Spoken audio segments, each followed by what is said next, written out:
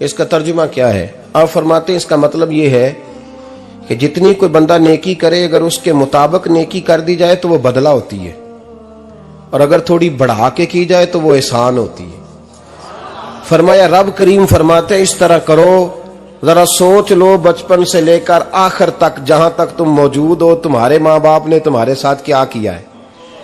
अगर उससे बढ़ा के करोगे तो इसका मतलब है तुमने एहसान किया है। माँ बाप जो होते हैं ना, ठंडी छांव, मीठी जिंदगी। माँ अनपढ़ भी हो ना तो कम से कम यूनिवर्सिटी होती है, और बाप अगर बिल्कुल अंगूठा छाप भी हो ना, तो किसी कॉलेज में, मदरसे में, इदारे में ना पढ़ा हो, तो बेटे के हक में जिन चीजों की जरूरत होती है वो सारी अल्लाह बाप को अता करके भेजता है। माँ बाप को ना कुछ इल्म लदुन्नी अल्लाह देता है कि बच्चों के लिए कैसे आगे बढ़ना है। माँ बाप एक हुस्न है मुआशरे का।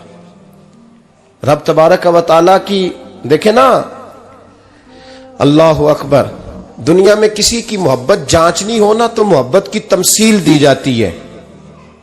वतिलकल अमसालु नदरिबुहा लिन्नास, अल्लाह लोगों के समझने के लिए मिसालें बयान फरमाता है। अल्लाह तबारक व तआला ने जब अपना आप समझाना चाहा ना, तवज्जो है मेरी बात पर, जब मालिक ने अपना आप समझाना चाहा तो मेरे रब ने माँ बाप की मिसाल बयान फरमाई। रब्बिरहमहुमा कमा रब्बयानी सगीरा, या अल्लाह उन दोनों पे रहम फरमा। और ये लफ्ज रब यहां दो माने में आया है, उलमा बैठे। रब का माना होता है तदरीजन पालना का, या अल्लाह उन दोनों पे रहम फरमा जिन्होंने मुझे रब बन के पाला। यानी मतलब क्या, यहां रबूबियत का माना पालने के माने में, तदरीजन पालना। मेरे नबी पाक सल्लल्लाहु अलैहि वसल्लम ने फरमाया अल्लाह तुमसे 70 माओं से ज्यादा मोहब्बत फरमाता है। ये इमाम सुयूती ने दुर्रे मंसूर में रवायत लिखी है। अच्छा भाई, अल्लाह ने भी मिसाल माँ की बयान फरमाई। फरमाया घर जाके अपनी अम्मा को देख लो, अम्मा तुमसे कितना प्यार करती है। बस उस प्यार को तोलना शुरू कर तो 70 माओं से भी ज्यादा रब तुमसे मोहब्बत फरमाने वाला है। माँ के सीने में ना, देखे ना, एक बच्ची होती है बीए, वो उसने कर लिया, उसकी अम्मा रोज कहती है बेटे सवेरे उठा कर। सास के पास जाएगी तो वो कहेगी कि इसकी अम्मा ने सवेरे उठना सिखाया ही नहीं, और बेटी कहती है अम्मा जी तो जावांगी वेखी जाएगी। अच्छा, उसकी शादी हो गई, उसकी सास ने आहिस्ता आहिस्ता शिकवे शुरू कर दिए, खामन से कहने लगी तू इसको उठाता ही नहीं सवेरे। वो भी कहता है कमरे में जाके अम्मा शिकवा करती है तू उठती नहीं। और बच्ची लाडली थी, वो नहीं थी उठती टाइम पे। जिंदगी के 22 साल 23 साल वो सवेरे नहीं उठी, वक्त पे नहीं उठी, मिसाल दे रहा हूं। फिर उसी बेटी को अल्लाह ने एक बेटा अता कर दिया। सुबह 100 आवाज उसकी अम्मा देती थी पर उसकी आंख नहीं खुलती थी, लेकिन उसी बेटी का बेटा सहरी के वक्त हल्का सा रोता है। सारी दुनिया सोई है पर अम्मा उसकी फटाफट जागती है, फटाफट जागती है। एक आदमी था तो उसकी बीवी इंतकाल कर गई और उसने तलाक दे दी। 10-11 साल का उसका बेटा था, उसने दूसरी शादी कर ली। एक दिन अपने बेटे से कहने लगा बेटे वो सगी अम्मा ठीक थी या ये वाली ठीक है? तो बेटा कहने लगा अब्बा जी ये ठीक है। वो सगी अम्मी झूठ बड़े बोलती थी, सगी अम्मी झूठ बड़े बोलती थी, झूठी थी, ये सच्ची है। उसने कहा बेवकूफ तेरी मां झूठी थी। उसने कहा अब्बा बड़ी। क्या किस तरह? कहने लगा अब्बा जी मैं ना, कभी आपको पता मैं शरारती हूं, कभी मैं शरारत करता था ना, कोई बर्तन तोड़ देता था तो मेरी सगी अम्मा मुझे थप्पड़ मार के बाहर निकालती थी। कहती थी मैं ताला लगाऊंगी बावर्ची खाने को, तुझे सारी रात रोटी नहीं देनी, तू आज भूखा ही रहेगा। बिल्कुल नहीं देना, सारी रात नहीं देना। बड़े दावे करती थी, कसमें उठाती थी, पर बड़ी झूठी थी। आधा घंटा भी नहीं गुजरता था तो गलियों में मुझे ढूंढने लग जाती थी, ढूंढ के लाती थी, ढूंढ के, और ला के ना तो गलती मेरी होती थी, रोना मेरी अम्मा शुरू कर देती थी। वे ओए मैनू ना सताया कर वे पुत्रा। फिर मेरी मर्जी का खाना मुझे पका के देती थी, मेरी मर्जी का। और फिर मेरी अम्मा मुझे तोहफा भी देती थी। अब्बा जी वो झूठी थी, पहले कह रही थी सारी रात नहीं देना, अब आधा घंटा। ये बड़ी सच्ची है, जवाब भाई है। मैं शरारत करता हूं तो थप्पड़ मार के निकाल देती है, कहती है रोटी नहीं देनी। फिर मैं सारी रात रो के गुजारता हूं पर नहीं देती। ये सच्ची है, वो झूठी थी। तू मां के दर्द को क्या समझे। बच्चे तो कहते हैं अम्मा ने हमें कैद कर दिया, अम्मा कहती है मेरी मर्जी से खाओ। और तुझे नहीं पता उसने कैद नहीं किया, वो तुमसे प्यार बड़ा सच्चा करती, और बड़ा सच्चा प्यार करती है तेरे साथ, बड़ा सच्चा। बेटा बर्गर खा के आ जाता है, अम्मा कहती है रोटी खा ले, कहता नहीं आपने बैंगन पकाए हुए हैं मैंने नहीं खाने। तो अम्मा मिन्नतें करती है, कहती है चल तू दस की खाना है, तेनू सेवियां ना बना दिया, फटाफट दाल पक जाएगी, क्या खाएगा। वो अब्बा जी मेरी तरह करीब से कहते हैं छड़ पर भूख लगेगी तो आप ही खा लेगा। लेकिन अम्मा कहती है इसने रोटी ना खाई तो मुझे नींद नहीं आएगी। तो इस दर्द को समझना, मैं गुलाम हूं एक आस्ताने का, और मैं समझता हूं जो किसी का मुरीद ही नहीं उस पर तो साया ही नहीं, उसे चाहिए किसी बुजुर्ग का साया हासिल करे। लेकिन भाई ये बात भी बड़ी सच्ची है कि मेरे जैसे पीर के हाथ में 5,000 रुपया नजराना दो ना, पीर साहब दुआ करना, तो पीर साहब ने दुआ पक्की याद की हुई है सबके लिए, रट्टी रटाई, अल्लाह खैर करे अल्लाह भला करे, और सबके लिए रट्टा लगाया हुआ है। और अम्मा को बेटा वैसे ही कह जाए, वैसे ही अम्मा मैं इंटरव्यू देने जा रहा हूं जरा दुआ करना, वो बीबियां मंगा के दुआए तंजीना पढ़ाना शुरू कर देती है, और सारी सारी रात मुसल्ले पे बैठी। इस दर्द को समझना। और भाई बड़ा वेल ड्रेस बेटा होता है, वेल ड्रेस नौजवान, वो 18,000 का जोड़ा पहनता है, 7,000 का जूता खरीदता है, वो कीमती किस्म की घड़ी इस्तेमाल करता है। लेकिन उसी बच्चे के जब अपने बच्चे होते हैं ना, तो बीबी को कहता है ये ले 10,000 रुपया, बच्चों के कपड़े खरीद ले, मेरे सही है अभी कल ही तो खरीदे थे। और बाप, और तू समझा ही नहीं यार, 30 साल बाप ने जवानी सारी सऊदी अरब को दे दी, लेकिन तेरा ख्याल रखा। मैं ऐसे लोगों को जानता हूं जिन्होंने 30-30 साल परदेश में कंबल नहीं बदला, और जहां गए थे तो एक कंबल खरीदा था फिर बदला नहीं। तू मां बाप के बारे में, और यहां बच्चे हिसाब करते फिरते हैं, अब्बा जी तो पिछले महीने भी 5,000 दिता सी, तुसी पैसे ना कर दे की हो। मां बाप से हिसाब करता है तू। तिरमिजी शरीफ के लफ्ज है, एक सहाबी ने आके अर्ज की या रसूल अल्लाह पैसे विरासत के नहीं, मेरे अब्बा जी ने नहीं दिए मुझे, और मैंने खुद मेहनत करके कमाए, अब मेरा अब्बा मुझसे पैसे मांगता है तो क्या करूं, और मेरे हैं, मैंने कमाए हैं, अब्बा जी ने नहीं दिए, विरासत नहीं, हिस्सा नहीं मिला। हुजूर मेरा अब्बा मांगता है तो मेरे लिए हुक्म क्या है। तो नबी पाक ने फरमाया क्या कहा तुमने, पैसे तेरे हैं? कहा हुजूर हाँ। तो फरमाया अब्बा किसका है? कहा या रसूलल्लाह मेरा। तो फरमाया अगर तू अपने वालिद का है तो तेरी हर शय तेरे वालिद की है, तू भी तेरे वालिद का है तो तेरा माल भी तेरे। मां और बाप ये तो हुस्न है जिंदगी का, ये तो वकार है इंसान का। जब तक मां बाप का हाथ पकड़ के चलोगे ना, रास्ते सीधे रहेंगे, और जिस दिन उंगली छोड़ के सड़क पे निकलना पड़ा ना, सर चकराने लगेगा। याद रखना ये बड़ा मुश्किल काम होता है। लोगों का तो रुख ही उस दिन वादे होता है जिस दिन आदमी साये से महरूम होता है। अम्मा तो कमरे में पड़ी हो ना, औरंगजेब आलमगीर की मां फौत हो गई, 350 कमरा था महल का, और अम्मा 12 साल टांगों से माजूर रही औरंगजेब आलमगीर की। अम्मा 12 साल कमरे से निकल नहीं सकी, साथ ही वॉशरूम था या जो भी उस दौर में तरीका था। औरंगजेब जब महल में आते थे तो फिर भी सीधे अम्मा के पास जाते थे, और जब वापस निकलते थे फिर भी अम्मा के साथ। औरंगजेब की मां का जनाजा उठा तो औरंगजेब ने रोना शुरू किया। फिर सालों बीत गए पर उसके आंसू खुश्क नहीं होते थे। एक शख्स ने कहा तेरी कोई अनोखी मर गई है, सारी दुनिया की मरती हैं। उसने कहा मैं बादशाह हूं, 24 घंटे लोगों का आना जाना है, बड़े दबदबे हैं, बड़े डेरेदारियां हैं, बड़ी भैंसें, बड़ी गायें, बड़े खाने वाले, बड़े लांगरी। मेरी मां बूढ़ी थी, एक कोने में पड़ी रहती थी, पर जब से वो गई है ये मुझे महल नहीं लगता, मुझे कब्रिस्तान लगता है। मुझे लगता है ये कब्रिस्तान है। मां और बाप तो तेरी नेमत है भाई। हम बच्चे, हमारे आजकल के बच्चों ने एक मसला बड़ा पक्का याद कर लिया, कहते मौलाना पीर साहब पसंद की शादी करना जायज नहीं। मैं कहता हूं साहब और भी बड़ी चीजें जायज है, एक ही शय जायज रह गई है।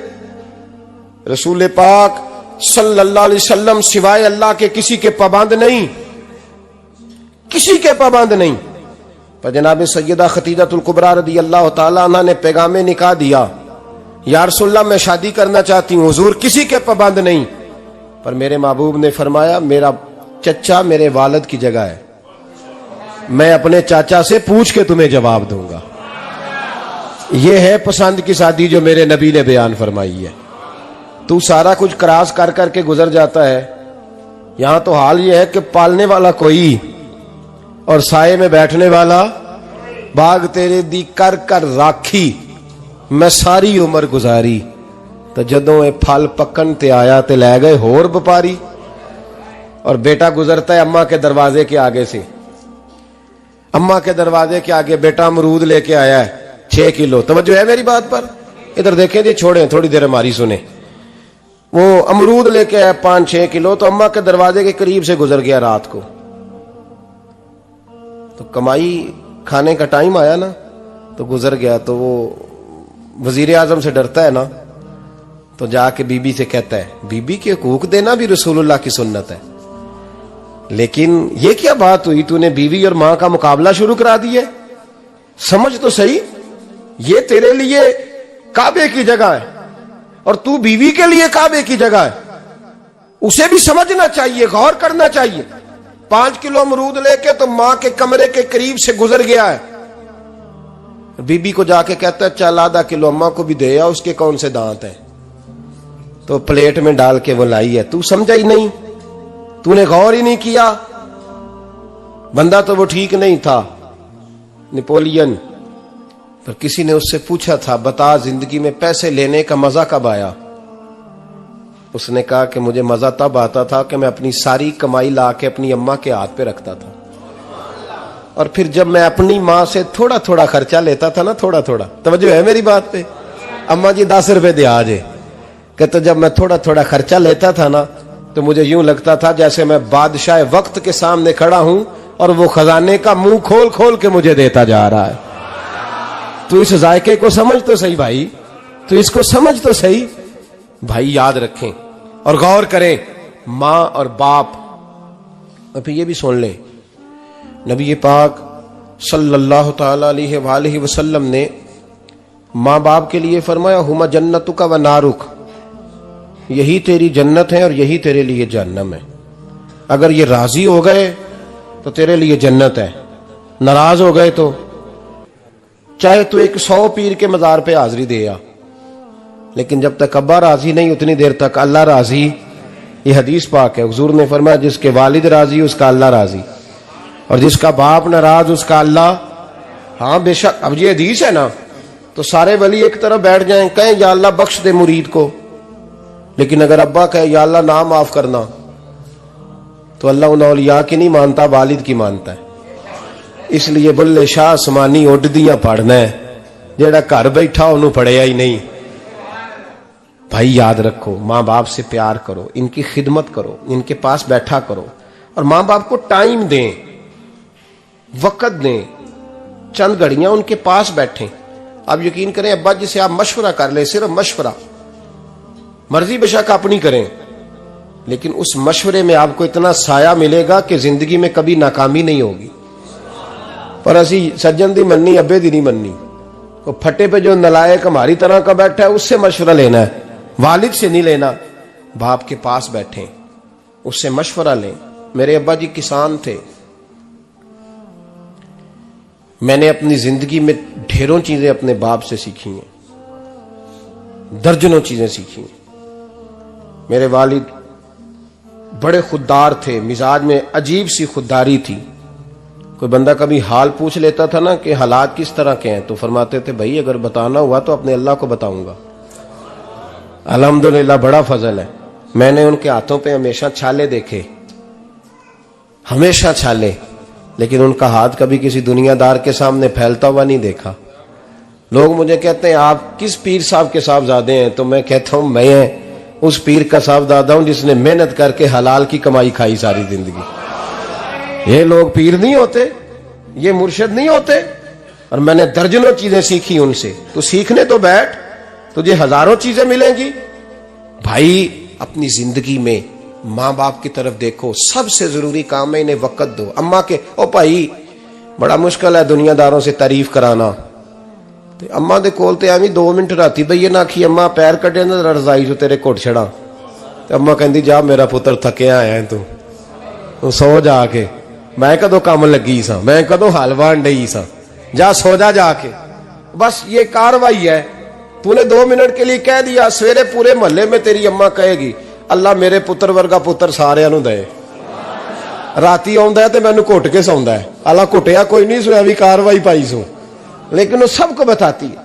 तो भाई इतनी कीमती चीज और तू छोड़ के मैं कभी जलसे से देर से आता था ना, अब तो जाता नहीं ज्यादा जगहों पे, कोशिश करता हूं कि चलो माहौल के मुताबिक, थोड़ा खुश्क आदमी हूं तो हर जगह सेट नहीं हो पाता, इसलिए कम जाता हूं। तो कभी रात को आते थे ना देर से, मेरी अम्मा जी शुगर की मरीज थी, तो मैं छोटे भाई को फोन करता था कि अम्मा जी सो गए, कहते सो गए। मैं कहता था कि तू ना इस तरह कर, नीचे आ जा, 2 बज गए, वो शुगर की मरीज है, आंख खुल जाए ना तो दोबारा लगती नहीं बुजुर्गों की, तो तू दरवाजा खोल दे, अंदर दस्तक दी तो दिक्कत होगी। तो मैं जूते उतार के अंदर दाखिल होता था, तो पहला कदम रखता था तो मेरी अम्मा बोल पड़ती थी पुत्र आ गए, आ गए। ओ भाई तू इस दर्द को समझना, कोई तुझे मिलेगा, कोई मिलेगा तुझे ऐसा। अब मैं दूर दराज भी चला जाता हूं, उनकी जिंदगी में नहीं जा पाया, कहती थी हमने नहीं जाना, घर में रहना है, इस कैफ को समझ ले, इस दौलत के करीब हो जा। हजरत अबू हुरैरा रदी अल्लाह ताला अन्हु फरमाते हैं मेरी अम्मा बूढ़ी थी, मैं उनकी खिदमत करता था। बाप की खिदमत और माँ की खिदमत सबके हिस्से में नहीं आती, ये रब जिसे महबूब रखता है उसे ये मौके अता करता है। खुश नसीब है जिसे बूढ़ा बाप मिले और वो नौकरी करे, खुश किस्मत है जिसको बीमार माँ मिले और वो नौकरी करे। हजरत अबू हुरैरा फरमाते मेरी अम्मा बूढ़ी थी, तो उनका मैदा कमजोर हो गया था, तो मैं उठा के पखाना पेशाब करता था तो कई दफा मेरे ऊपर कर देती थी।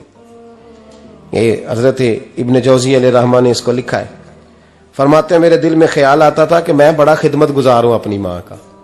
एक दिन मैं हजरत उमर के पास बैठा था उनके दौरे खिलाफत में, तो एक शख्स आ गया, उस शख्स ने आकर के कहा कि हजरत उमर से हुजूर एक मसला पूछना है। फरमाया पूछो। वो कहने लगा हुजूर मेरी अम्मा बूढ़ी हो गई है, बीमार रहती है, मरीजा है, मुझे आवाज देती है बेटे पेशाब आया है, आवाज देती है, तो मैं अम्मा को उठाता हूं, अभी मैं बैतुल खिला तक वॉशरूम तक जाता नहीं कि मेरी अम्मा मेरे ऊपर पेशाब कर देती है। हजरत उमर से कहने लगा हुजूर बचपन में मैं अम्मा पे पेशाब करता था, अब अम्मा मेरे ऊपर कर देती है तो हक अदा हो गया ना। हजरत अबू हुरैरा कहते हैं जब उसने सवाल पूछा तो मेरे भी कान खड़े हो गए। मैंने कहा ये तो मेरे वाला मसला पूछ रहा है, मेरे वाला मसला पूछ रहा है। मेरे पास एक दोस्त जुमा पढ़ने आते हैं बड़ी दूर से, मुझे कहने लगे हजरत साहब जदों भी मैं आउना ना तुसी मेरी ही गल छेड़ देंदे हो, वो जो बात होती है ना बिल्कुल मेरी होती है। मैंने कहा नहीं यार जो मैं कर रहा होता हूं वो मेरी भी होती है, वो सारे मुआशरे की होती है।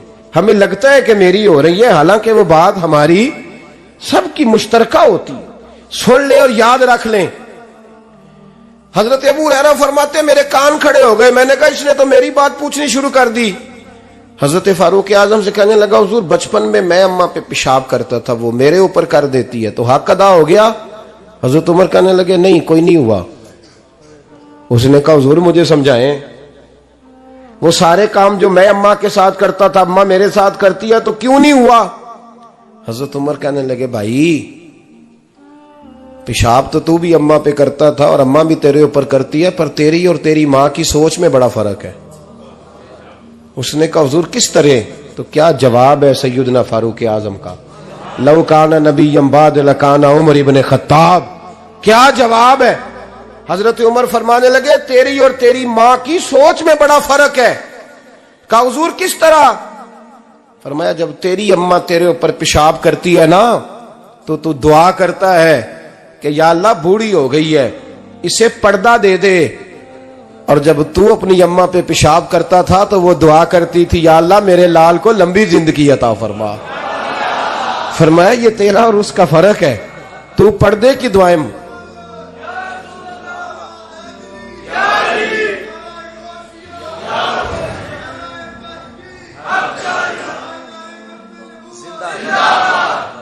सुने अजीजों, कहा जब तेरी और तेरी मां की सोच में, और नबी पाक सल्लल्लाहु अलैहि वसल्लम ने फरमाया है जितने भी गुनाह इंसान करता है ना, अल्लाह करीम सजा को रोक देता है, कयामत में सजा देगा। और जो माँ बाप का नाफरमान है ना, उसको दुनिया में भी सजा मिलेगी।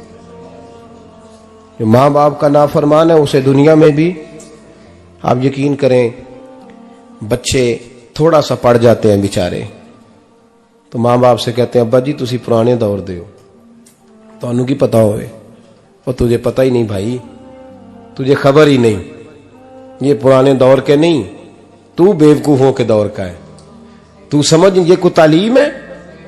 अकबर अलाहाबादी ने कहा था हम ऐसी लाखों किताबें काबिले जब्ती समझते हैं, जब्त करने को दिल करता है, हम ऐसी लाखों किताबें काबिले जब्ती समझते हैं जिनको पढ़ के बेटे बाप को खबती समझते हैं।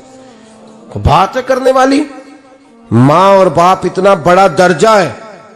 और भाई सुन लो और इस बात को याद रखना, दुनिया में सियाबी होने से बड़ी विलायत कोई नहीं। सारे वली गौस कुतुब अब्दाल मिलके भी सियाबी के कदमों की खाक तक को नहीं पहुंच सकते, लेकिन हजरत अवैसे करनी सियाबी नहीं बन सके सिर्फ अपनी अम्मा की वजह से, पीछे रहे। महबूब ने फरमाया तू वहां रह के मां की नौकरी कर, तेरा नबी तुझसे राजी है। इतना बड़ा काम उन्होंने छोड़ दिया, हुजूर की जाहिरी ज़ियारत नहीं कर पाए, और तू कहता है मैं फलाने पीर साहब के आस्थाने पे होता हूं, अम्मा बड़े भाई के पास होती है, मैं जाता हूं तंजीमों के साथ, जमातों के साथ, और अम्मा फलाने के साथ। ये कैसी बात हुई? ये किस तरह का मसला हुआ? जो तेरी ड्यूटी है उस ड्यूटी को पहले अदा कर, नौकरी को पहले कर, फराइज का अदायगी पहले कर। तू फर्ज छोड़ के नफल के पीछे जा रहा है, इस काम को पहले सर अंजाम दे। मेरे नबी पाक सल्लल्लाहु अलैहि वसल्लम ने फरमाया वालिदैन के नाफरमान को दुनिया में सजा मिलती। हजरत मालिक बिन दिनार रहमतुल्लाह ताला अलैह फरमाते मुझे अल्लाह ने 60 हज करने की तौफीक अता फरमाई। कितने? बोल के बताएं।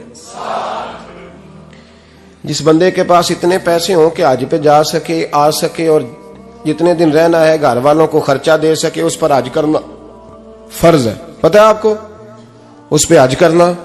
इसलिए बयान कर रहा हूं कि हज की दरखास्तें जा रही हैं। हम पता क्या कहते हैं? हम कहते हैं बच्चे बड़े होंगे, शादी करूंगा फिर जाऊंगा। ये किसने फतवा दिया है? ये किससे आपने पूछा है? वो जब बड़े होंगे उनकी शादी की चीज उस वक्त आप पे फर्ज होगी। अभी जो फर्ज है उसको अदा करें। और ये तिरमिजी शरीफ की हदीस है, याद रख ले। नबी पाक सल्लल्लाहु अलैहि वसल्लम ने फरमाया जिस पर हज फर्ज था उसने किया नहीं, बगैर हज किए मर गया, या यहूदी होके मरेगा या ईसाई होके मरेगा। इतना बड़ा हुक्म है हज के हवाले, लेकिन लोग इंतजार करते रहते हैं पता नहीं किस चीज का। जब आपको अल्लाह मौका दे, हिम्मत दे, तो पहली फुर्सत में ये फरीजा अदा करें, ये जरूरी काम है। हजरत मालिक बिन दिनार फरमाते मैंने 60 हज किए। एक हज के मौके पर मैंने बड़ा रश देखा, लाखों का इज्तिमा हुआ। मेरी बातों की समझ तो आ रही है ना आप दोस्तों? जो नहीं बोल रहे उन्हें भी आ रही है ना? अल्लाह जज़ा दे।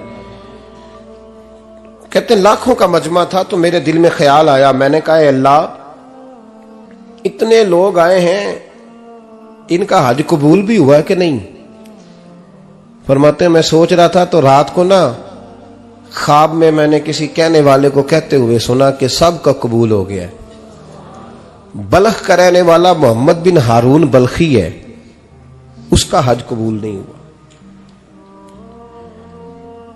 फरमाते हैं शहरों के अलग-अलग खैमे लगते थे। अब भी आप हज करने जाएं तो पाकिस्तानियों की रिहायशें अलग होती हैं, इंडियन की अलग, बांग्लादेश के अलग, मिस्री, यमनी, सब लोग अलग-अलग रिहायशें होती, झंडे लगे होते हैं मुल्कों के। कहते मैंने सवेरे उठ के ढूंढना शुरू कर दिया, ढूंढता हूं वो बंदा मिले। कहते हैं जहां बल्ख शहर के लोग रहते थे वहां चला गया, तो मैंने लोगों से पूछा तुम में मोहम्मद बिन हारून बल्खी कौन है? लोग कहने लगे वो तो बड़ा नेक आदमी है, परहेजगार है, बड़ा, बड़े भोले भाले, बड़े अल्लाह वाले, रियाज आपको बस हम ही जानते हैं, वो तो बड़ा नेक है, परहेजगार आदमी। कहते मैंने कहा अच्छा कहां है? उन्होंने कहा पहाड़ के पीछे उसने खैमा लगाया हुआ है, सारी रात इबादत करता है, सारा दिन रोजा रखता है, कायमुल लैल है, साइमुद दहर है। क्या बात? फरमाते हैं मैं उन लोगों की बात सुन के हैरान हो गया कि मुझे क्या बताया गया, ये क्या कह रहे हैं। फरमाते हैं मैं पहाड़ के पीछे गया। हजरत मालिक बिन दिनार अलैहि रहमा फरमाते हैं जब मैं वहां पहुंचा तो मैंने उस शख्स को मुसल्ले पे बैठे देखा। कसरत इबादत के आसार उसके वजूद पर नजर आ रहे थे। सीधा बाजू उसका कटा हुआ था। फरमाते 2 रकते मुकम्मल करके ना मैंने उससे अस्सलाम वालेकुम कहा तो मुझे कहने लगा वालेकुम अस्सलाम, आप मालिक बिन दिनार हैं। मैंने कहा बड़ी इसकी फिरासत है। फरमाते फिर उसने ठंडी सांस ली, कहने लगा आपको ख्वाब आई होगी कि मेरा हज कबूल नहीं हुआ। फरमाते हैं मुझ पर और बिजली गिरी कि क्या कह रहा। फरमाते मैंने कहा यार लोग भी तेरी तारीफ कर रहे हैं और तेरी बसीरत भी बड़ी है, तो ये माजरा क्या है। कहने लगा आप ना पूछें। ये कह के उसने रोना शुरू किया, देर तक रोता रहा। मैंने कहा नहीं यार तू बता। कहने लगा नहीं आप ना पूछें, आप नाराज होंगे। मैंने कहा मैं नहीं होता, तू बोल ना। कहने लगा हुजूर 24 साल हो गए मुझे हज करते हुए, 24वां हज है मेरा, और हर साल कोई अल्लाह का वली आके बताता है कि जा चला जा तेरा कोई नहीं कबूल हुआ। बेपरवाही वेख सज्जन दी जिथे किसे दी पेश ना जावे, उन्हें ताजा वाले दर दर रोले ते मंगते तख्त बिठावे। आजम किसे नु कारा मिलदा ही कोई काबे खाली आवे।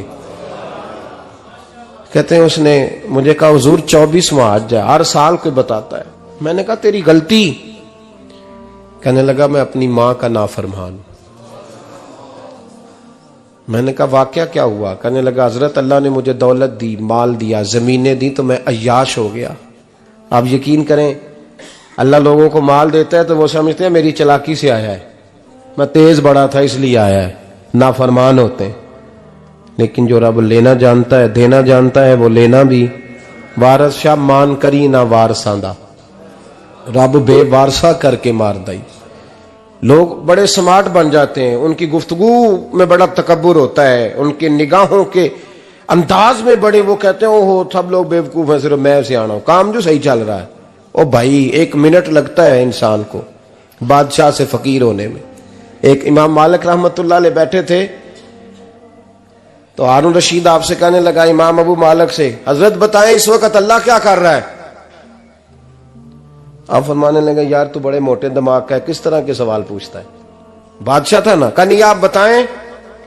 तो इमाम मालिक फरमाने लगे तू तख्त पे बैठ के सवाल पूछता रहता है और मैं नीचे बैठ के जवाब देता रहता हूं, नीचे आ फिर बताता हूं। उसने कहा जनाब बताएं। फरमाने लगे तू सवाली है ना, तो तू नीचे बैठ और मैं ऊपर बैठता हूं। क्या जनाब आ जाए। हारून रशीद नीचे आ गया, इमाम मालिक तख्त पे बैठ गए। फरमाने लगे अब बता क्या पूछ रहा था। कहने लगा हुजूर पूछा था अल्लाह इस वक्त क्या कर रहा है।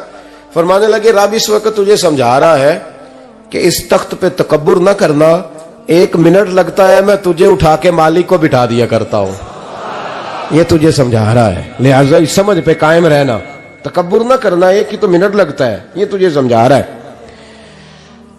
तो वो शख्स कहने लगा मोहम्मद बिन हारून बल्खी इमाम मालिक बिन दिनार से कि हुजूर बड़ी दौलत थी तो मैं अय्याश हो गया था। रमजान का महीना था, अम्मा तंदूर में रोटियां लगा रही थी, मैं शराब पी के घर आ गया। हमारे यहां ये भी फैशन है ना, अब मेहंदी वाले दिन चौधरी साहब के डेरे पे जवान शराब पीते हैं तो पूछते हैं हाजी साहब आप तो हाजी भी हैं, तो डेरे पे मुंडे क्या करते रहे। कहते मैं डेरे तो सा मैनू नहीं पता, वो कार लगे सन। हाजी साहब आपको सारा पता है और अल्लाह आपसे पूछ लेगा। यहां तो कोई आदमी चुप कर जाएगा आपके किलों की वजह से, लेकिन अर्श के मालिक को भी तो जवाब देना है कि नहीं। क्या तरीका है देखे ना, कुल वाले दिन महफिल और मेहंदी वाले दिन अल्लाह से सिर्फ दुखों का रिश्ता है, रसूलुल्लाह से सिर्फ गमों का रिश्ता है। अगर तूने ढोल ढमक्का शोर शराबा किया है शादी वाले दिन तो कौल वाले दिन भी बजा, तेरा पता चले, जनाजे पे भी बजा। क्या तमाशा है। मजहब सिर्फ रस्म है, जरूरत है। कोई मर गया तो कुरान पाक खोल लो, बाकी जो मर्जी करो। हज भी कीती जांदे हो, लहू भी पीती जांदे हो, खो के माल यतीमां दा भेज मसीती जांदे हो, फट दिलां दे सींदे नहीं, टोपियां सीती जांदे हो, नफ्स ते छुरी फेर दे नहीं, बकरे कीती जांदे हो, फर्ज भुलाई बैठे हो, नफला नीति जांदे हो। ओ 10 होते सही बुल्ले नू ये की कुछ कीती जांदे हो, ओ 10 होते सही बुल्ले शाह नू की कुछ कीती जांदे हो। कोई तरीका है? कोल शरीफ पे मौलवी साहब तशरीफ लाइएगा, अब्बा जी के कोल है, तो मैं तो कहता हूं बजा ना बैंड बाजे वाला आज भी, तेरा पता चले कि ये दो काम कैसे होते हैं। तू किस तरह दो कश्तियों का, समझ नहीं आती बात की। मैं तो जाता ही नहीं बैंड बाजे वाली शादी पे, मैं कहता जो तुमको मर्दी पढ़ा लो, ने कहा हमसे नहीं दो काम होते, अल्लाह रोजी देने वाला है, एक ही करते हैं। दो रंगी छोड़ के यक रंग हो जा, सरासर मोम हो जा या संग हो जा, मौज करो। हम इस चक्कर में पड़ते ही नहीं, हम वो रास्ता ही छोड़ देते हैं जो हमारी तबीयत के मुताबिक नहीं होता, बस खत्म हो गई बात। इसलिए गौर करें और याद रखें इस बात को। इमाम मालिक बिन दिनार रहमतुल्लाह अलैह फरमाते, मुझसे कहने लगा पैसे आए तो मैं अय्याश हो गया। रमजान का महीना था, असर के बाद मेरी अम्मा इफ्तारी की तैयारी कर रही थी, मैं गया, मैंने कहा शराब पी हुई, अम्मा रोटी दे, तो अम्मा कहने लगी शर्म कर, शर्म कर, रोजा रखा नहीं तो जिन्होंने रखा है उनका तो ख्याल कर। कहते अम्मा की बात का मुझे गुस्सा लगा। मैं कहा करता हूं बदनसीब है वो बेटा जिसका बाप उससे बात करते हुए डरता है कि पता नहीं कहां से बोलेगा। बदनसीब नहीं वो बेटा जिसकी मां उससे बात करते हुए सहम जाती है कि पता नहीं कौन सी बोली बोलेगा। बदनसीब नहीं कि मां बाप भी जिससे खोल के बात ना कर सके। हजरत मालिक बिन दिनार से कहने लगा, अम्मा ने जब कहा ना शर्म कर, तो मुझे गुस्सा आया, मैंने मां को थप्पड़ मारा और मेरी मां जलते हुए तंदूर में गिरी। लोगों ने मुझे पकड़ के अंदर बंद कर दिया कमरे में। सारी रात मैं शोर सुनता रहा पर नशे में धुत रहा। सवेरे आंख खुली तो मेरी बीवी बैग बांध रही थी। मैंने कहा कहां जा रही हो? कहने लगी जो मां का नहीं बना मेरा कैसे बनेगा। और मैंने कहा मेरी अम्मा का, वो तो लोगों ने रात को ही दफन कर दी जनाजा पढ़ के। तड़प के कहने लगा मुझे क्यों नहीं बताया? तो कहते हैं लोग कहने लगे तेरी मरती हुई मां कह गई थी इसे मेरा मुंह ना देखने देना, मेरे जनाजे के करीब ना आए। हजरत मालिक बिन दिनार फरमाते हैं जब उसने ये बात सुनाई तो मैंने भी उसके मुंह पे थप्पड़ मारा। मैंने कहा तू इसी काबिल है। कहते हैं वो रोने लगा, हुजूर दुआ करे अल्लाह मुझसे राजी हो जाए। कहने लगा जब माँ की इंतकाल की खबर मिली तो मैंने कुल्हाड़ी लेके वो हाथ काट दिया जिससे माँ को मारा था। मैंने सारी जायदादें खिरात कर दी। 24 साल हो गए, 24 साल। सारी रात नमाज पढ़ता हूँ, रोजा रखता हूँ, हज करता हूँ, पर हर साल कोई आके कहता है जा दौड़ जा तेरा कोई नहीं कबूल हुआ। हुजूर दुआ करे मालिक राजी हो जाए। फरमाते मैं थप्पड़ मार के आ गया। मैंने कहा तुझसे राजी हो जाए इतने जालिम से? इमाम मालिक फरमाते हैं रात को आके सोया तो मुझे ख्वाब में रसूल पाक का दीदार हुआ। तो नबी पाक अलैहिस्सलाम ने फरमाया मालिक तू उसे मायूस क्यों कर आया है, अल्लाह तो बड़ा मेहरबान है। कहा हुजूर मां के नाफरमान को माफी कैसे मिलेगी? तो इमाम मालिक फरमाने लगे नबी करीम ने फरमाया जा उसे जाके बता दे तुझे कयामत में तेरी मां की वजह से बख्श दिया जाएगा। कहा हुजूर अम्मा की वजह से किस तरह? तो महबूब फरमाने लगे इसकी मां कयामत में इसके खिलाफ मुकदमा दायर करेगी रब करीम की अदालत में। ए अल्लाह मैंने 9 माह पेट में रखा, दर्द सह के इसे जना, जिगर का खून पिला के पाला और इसी ने मुझे कत्ल किया। रब करीम इसकी मां का मुकदमा सुन के कहेगा उठाओ इसको दोजख में फेंको, इसने मां जलाई थी इसे भी जलाओ। महबूब फरमाने लगे जब पकड़ करके मालिक उसको मोहम्मद बिन हारून को लोग ले जाएंगे ना जहन्नम की तरफ, अभी फरिश्ते घसीटेंगे ही तो पलट के फिर अम्मा की तरफ देखेगा और दूसरी दफा फिर घसीटेंगे तो पलट के देखेगा और तीसरी दफा फिर पलट के कहेगा अम्मा ये मुझे जलाने लगे, अम्मा ये जहन्नम में फेंकने लगे।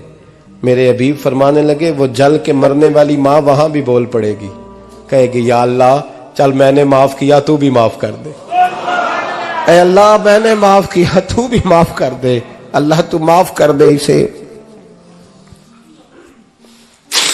अल्लाह तू इससे दरगुजर फरमा, इसे माफ कर दे। मेरे महबूब पाक अलैहिस्सलाम फरमाते रब करीम कहेगा इसने तुझे जलाया, तो कहेगी अल्लाह ये तो बेटा था इसने जला दिया, मैं मां हूं, मेरे सामने जले तो मैं कैसे बर्दाश्त कर सकती हूं। फरमाया उसने जला के मारा था, पर उसी मां की वजह से रब करीम इसे जन्नत अता फरमाएगा। पलटा पलटा, जा जाके मां के पैरों में बैठ, जा सवेरे अनपढ़ बाप से दुआ कराया कर, जा बिल्कुल अंगूठा छाप बाप से सुबह दुआ कराया कर, देख रब करीम तेरे लिए रहमतों के दरवाजे खोल देगा। और आखिरी बात ये भी सुन ले, मां बाप के इंतकाल के बाद रिश्ते खत्म नहीं होते।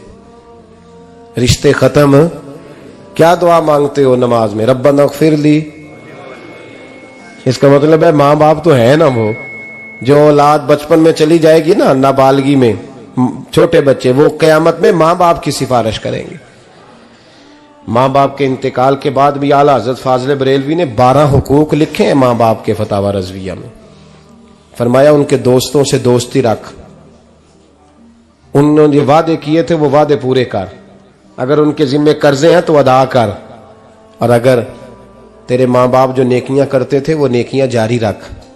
और इमाम जलालुद्दीन सयूती ने शरह सुदूर में लिखा है, जमीन पे रह के गलत काम ना करना, वरना फरिश्ते कब्र में जाके तेरे माँ बाप को कहेंगे तो कितनी बुरी औलाद पैदा करके आया। और फरमाया तो दुनिया में रह के अच्छे काम कर, चाहे दुआ मांग चाहे ना मांग, फरिश्ते कब्र में जाके कहेंगे क्या बात है तुम्हारे बेटे की, कैसा लाल पैदा किया है, दुनिया खैर से भर दी है। और भाई मुझसे कोई बंदा पूछे ना कि माँ बाप को इसाले सवाब का सबसे बेहतरीन तरीका, तो मैं कहता हूं बेटे नमाजी हो जाओ। क्या कर, ताकि हर नमाज की आखिरी रकत में तो कहे रब्बना इग़फिर ली।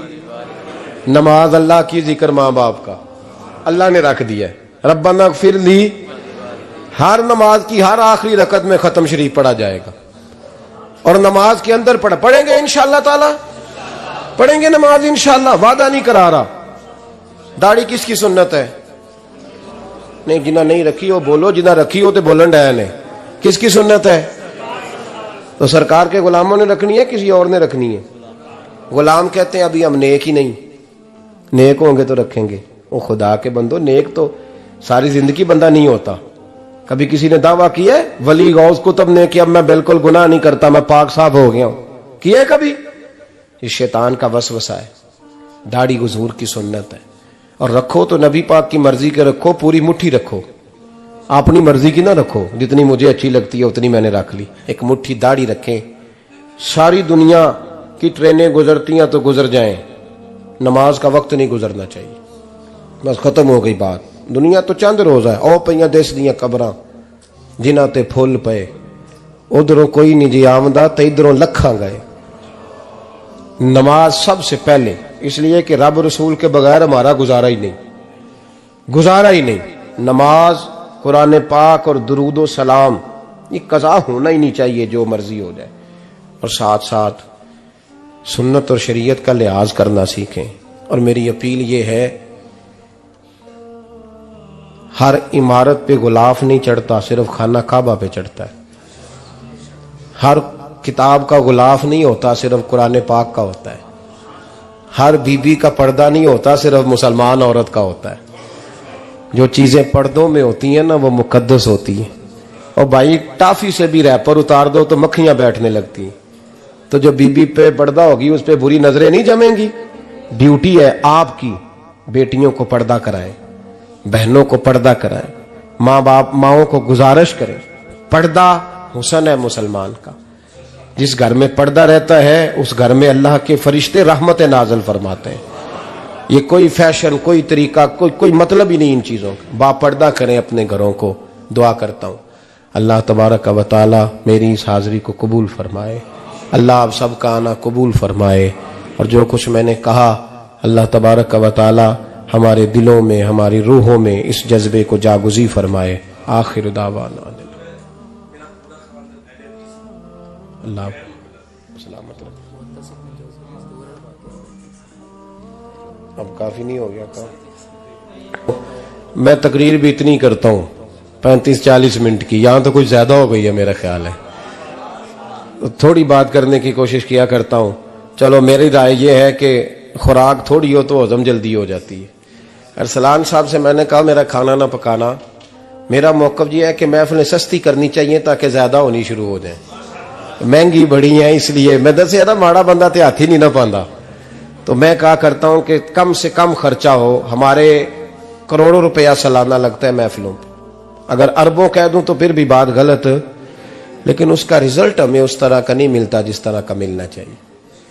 लेकिन आपने अजमत वालदैन पे प्रोग्राम किया। मेरी राय यह है कि हुकूके ज़ौजैन पे भी होना चाहिए, और शादी से पहले हर बच्चे को मियाँ बीवी के हुकूक का पता होना चाहिए। बाद में 3 तलाकें दे के आ जाते हैं, कहते हैं मैंने पता ही नहीं सी। तो अगर पहले पता कर लेंगे तो ये तमाशा नहीं लगेगा, लेकिन ये काम होता नहीं। बहन भाइयों के हुकूक पर बात होनी चाहिए, ये बड़े जरूरी काम है। और ये भी सारा मेरे नबी पाक का मिलाद ही है, इसलिए कि ये बातें मुस्तफ़ा ने सिखाई हैं हमें सल्लल्लाहु। एक बात कही हजरत ने, मैं अर्ज कर देता हूं। मुहद्दिस इब्न जौज़ी रहमतुल्लाह अलैह एक बुजुर्ग के बारे में फरमाते हैं, वो कहते हैं कि बाज लोगों ने तो उनका अपना नाम लिखा है और बाज जगह पे एक और बुजुर्ग का जिक्र है, और बयान रवायत हज़रत मुहद्दिस इब्न जौज़ी फरमाते हैं।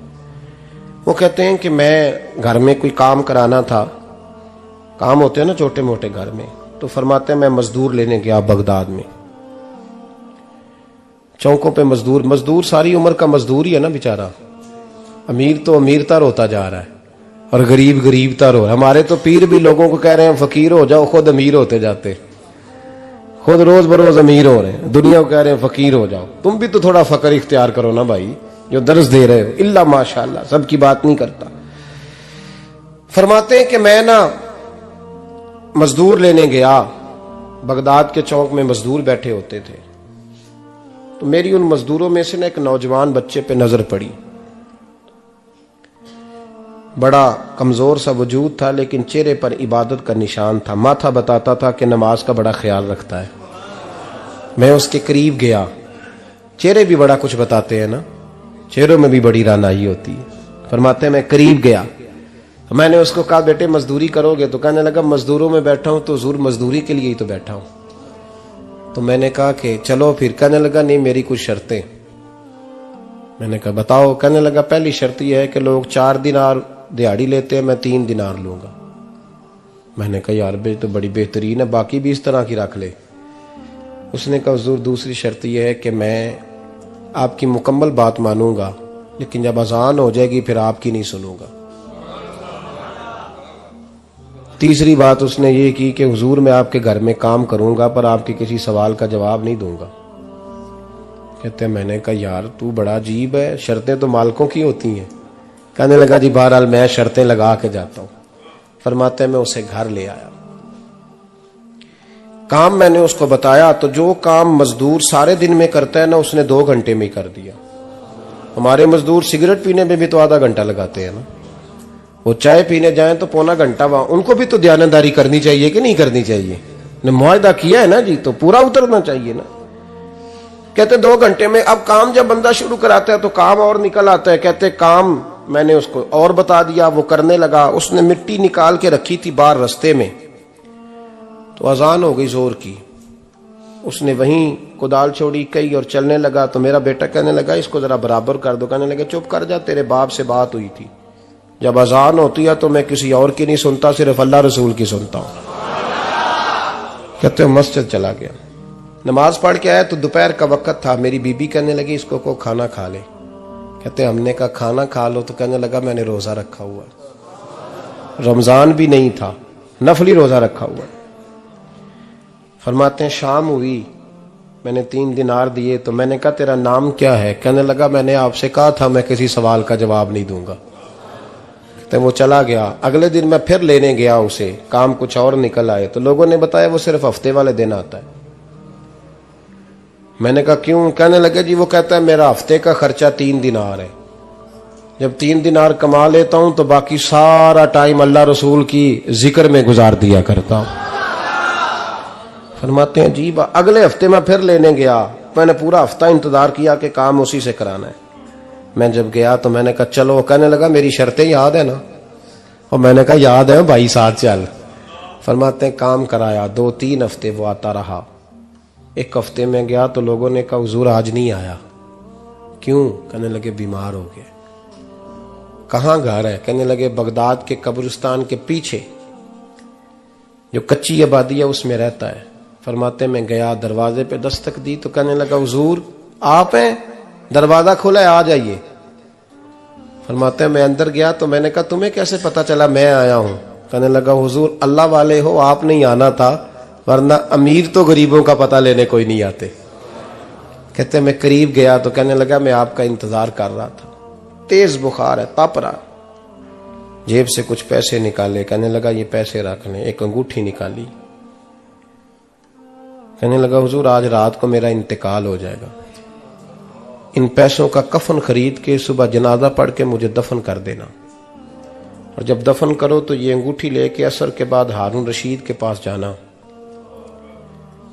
आप उसे कहना मैंने मिलना है, पर वो आपको टाइम नहीं देगा।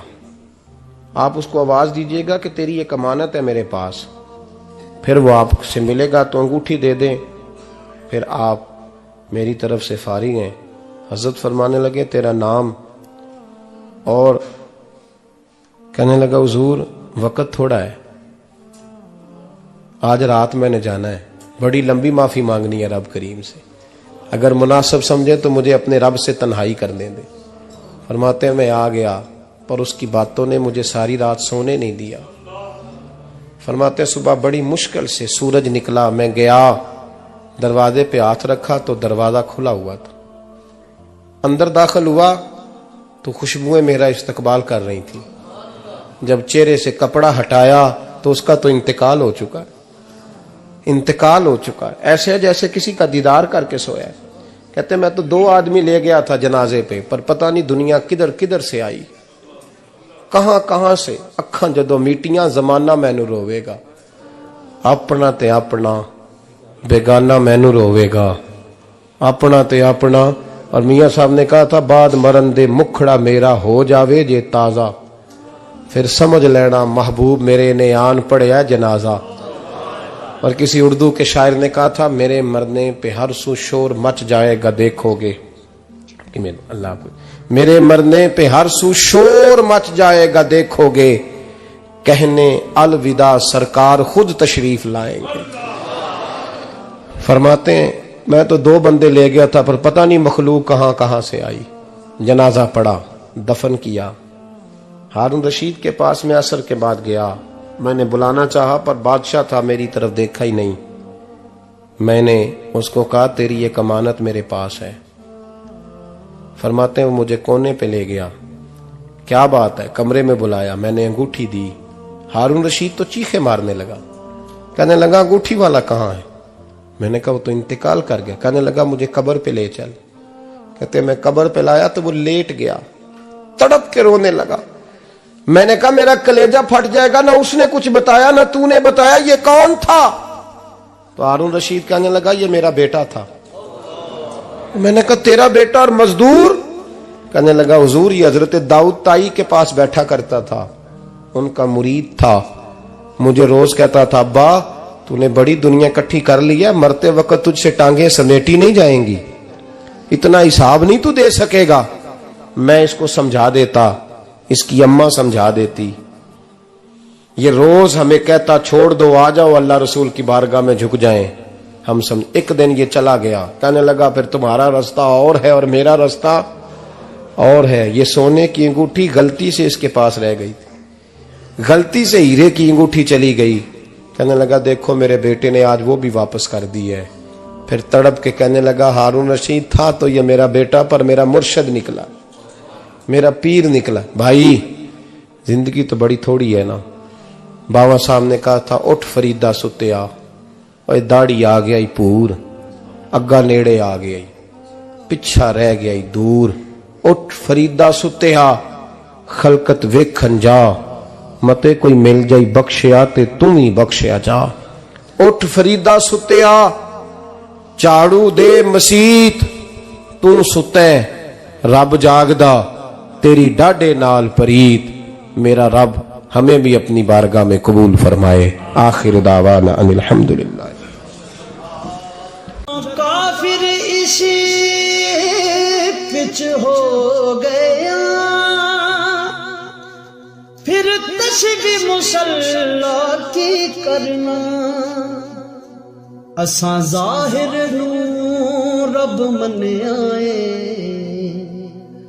बातन दा अल्लाह की करना असां ज़ाहिर नू रब मन्निया है बातन दा अल्लाह की करना